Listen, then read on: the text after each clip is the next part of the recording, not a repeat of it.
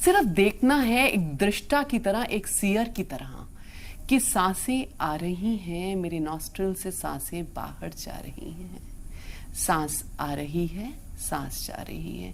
जो सांस आ रही है, the incoming breath energizes me, energizes your body, and the breath which is coming out from the nostrils is completely relaxing you, taking away all the stress, tensions from your body. अब अपनी नाभि पर ध्यान ले जाएं। नाभि से eyebrow centre में विजुअलाइज करें, ये एक ट्रांसपेरेंट ट्यूब है जो मेरे नाभि नेवल से लेके मेरे आईब्रो सेंटर तक आ रही है, और वही ट्यूब आईब्रो सेंटर से नाभि तक नीचे जा रही है।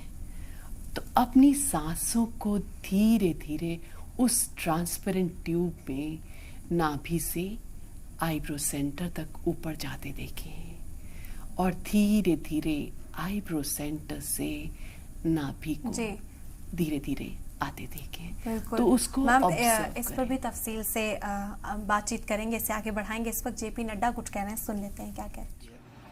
ऐसी विधा दुनिया में सुख शांति और जीने की कला, किस तरीके से एक सुखद जीवन, एक बैलेंस जीवन जीने का तरीका भी बताती है।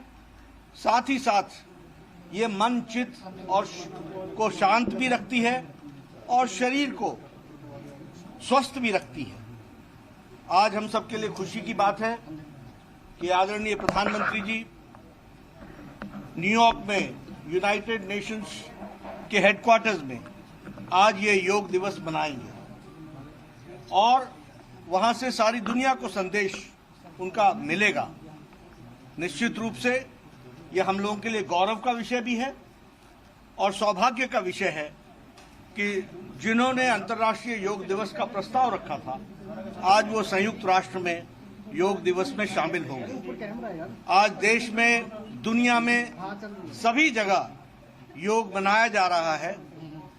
इसको जिस तरीके से प्रधानमंत्री जी ने पॉपुलराइज किया है, वह बताता है कि यह हमारी पुरातन विधा कितनी महत्वपूर्ण है और इससे जीवन में कितना अंतर आता है और जीवन कितना सुखद और स्वस्थ होता है। हम सब लोगों को योग में अपने आप को शामिल करना चाहिए। एक बार पुनः मैं अंतर्राष्ट्रीय योग दिवस पर आप सबको योग दिवस की हार्दिक शुभकामनाएं देता हूं।